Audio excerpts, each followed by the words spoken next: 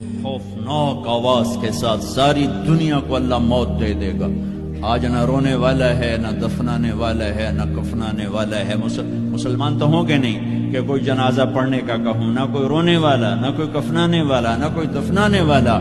آج جن بھی مرے، انسان بھی مرے، بچے بھی مرے، بوڑھے بھی مرے، جوان بھی مرے، شاہ بھی مرے، گدھا بھی مرے، حسن والے بھی، خوبصورت بھی.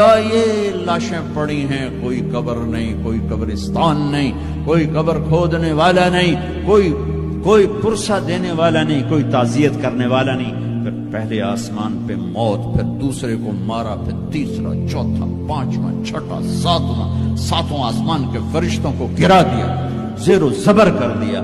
پھر میرا اللہ کہے گا کون باقی ہے؟ آواز اللہ کہے گی کون باقی ہے؟ آواز اللہ کہے گی کون باقی ہے؟ تو ملک الموت کہے گا یا اللہ یہ عرش کے 4 فرشتے ہیں اور یہ میکائیل، اسرافیل، جبرائیل باقی ہیں. تو اللہ تعالیٰ فرمائیں گے جبریل اور میکائیل مر جائیں. تو اس پر اللہ کا عرش کہے گا یا اللہ جبریل میکائیل کو تو بچا لے. تو اللہ کہیں گے اسکت فقط کتبت الموت علی من کان تحت عرشی. خاموش، میرے عرش کے نیچے موت ہی موت ہے.